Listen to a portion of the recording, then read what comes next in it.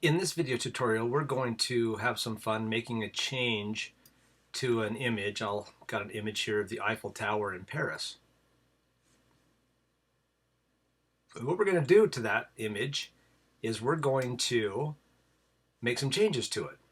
I'm sure that you've all seen in magazines where they'll take an image and then make changes to the same image, and then you have to find the changes. It's kind of a fun little exercise, a mind exercise, and it's just kind of fun. Gives you some time in a magazine, to spend more time looking through it. So what we're going to do first is we're going to save this image as my original. So save as. I'm going to call this Paris Original. I'll just put that on my desktop as a JPEG. Then I'm going to save another copy, save as, and I'm going to call this Paris Changes. Save. Okay, the one that says changes, Paris Changes, I'm going to make changes to it. Now use all your Photoshop techniques that you've learned. I'm going to take my lasso tool and I'm going to lasso this building right here in the background. Just the top side of that building there. Okay. Now that I've got it changed, I can take my move tool and cut it right out. Okay, but I don't want to cut it out.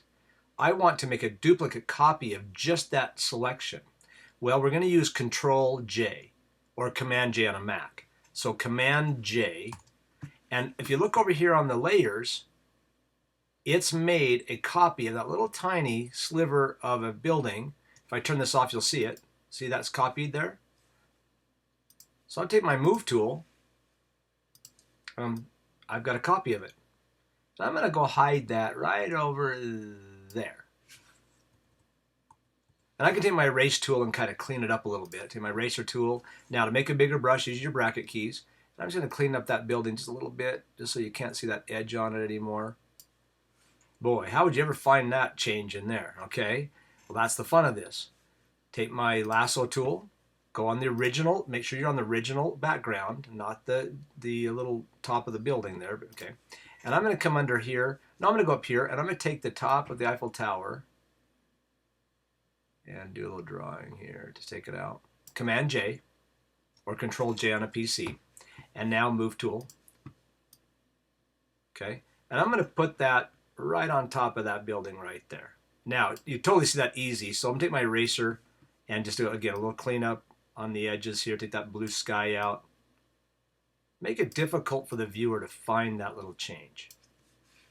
Okay, I'm going to take my move. Now I can move things around also. With my move tool, I can move it around, okay? And if I want to move it in 1 point increments, I can use my arrows on my keyboard, okay?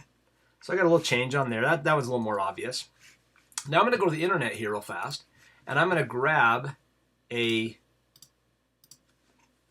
picture here. I'm going to find King Kong. What's fun is to bring in an image. Let's see if I can find one of them climbing.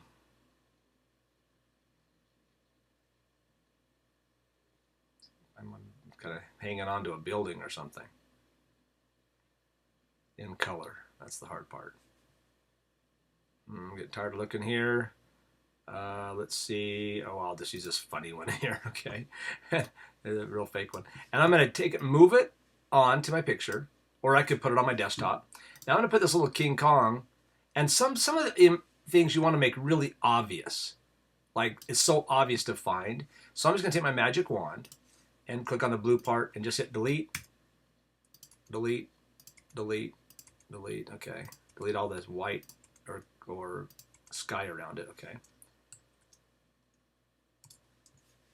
Take my eraser and kind of clean them up a little bit here. And of course I wouldn't do this small. I'd probably take my magnifying glass, and just bring it up here closer, and then just again take my eraser and do a little cleanup around King Kong here. Okay.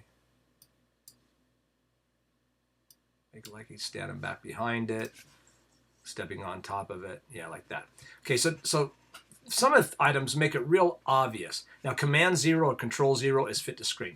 So a viewer jumps right to that and finds that one easy, but has a hard time finding that one, especially that building that's hidden back here that's that duplicate over there. Okay.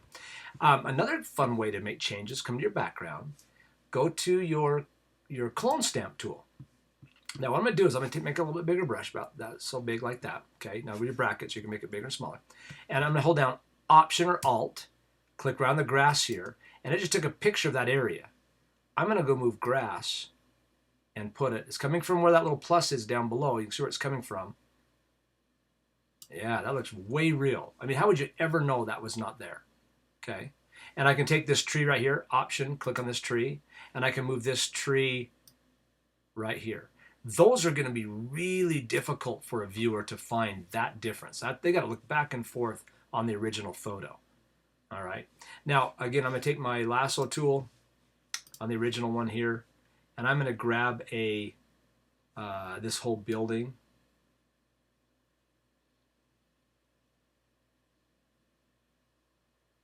Just going to grab the building here with some trees. Okay. And I'm going to hit Command J or Control J if you've got a PC. Oops. Command J. Okay, and I've got that building now. Okay, and hit Command T. Now watch this. Right click right in the middle of it and flip it. So it's going the opposite way. Move tool.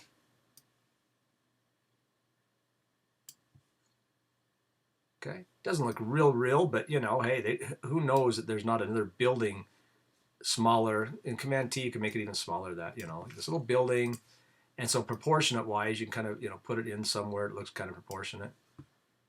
All right, so it's a lot of fun. You can add things in, have things climb up the tower, maybe put an airplane in the sky here. Those will be obvious, but buildings moved. Now, before you're done, save it, File, Save As. And we're gonna, this is Paris change. Good. I gotta make sure it's the same. And I'm gonna say this is a JPEG file, so it's all flattened on the desktop. Great. Now I've got the change made, so you're gonna put them side by side, so someone has to look back and forth to find them. But the next thing I want you to do is go in and take your custom shape. So right down here under rectangle shapes, right here, go down to custom shape, and right up here pick an arrow. Good. And then pick a real, yeah, good. I've got the pink, a real hot color that's easy to see. And point out the changes. Put that at the top of your layers. Okay.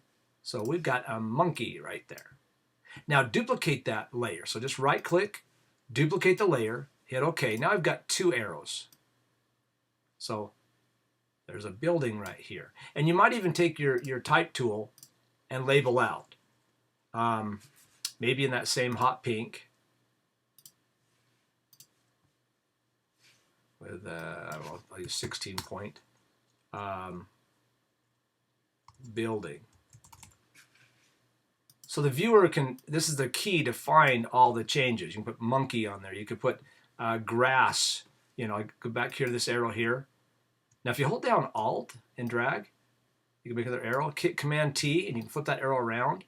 So if you want to, like, there's some more things there, type tool, click on it, grassy area or something, you know.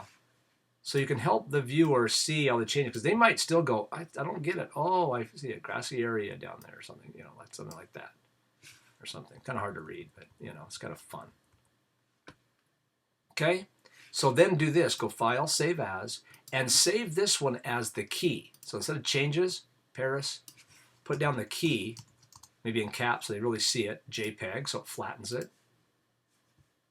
Save.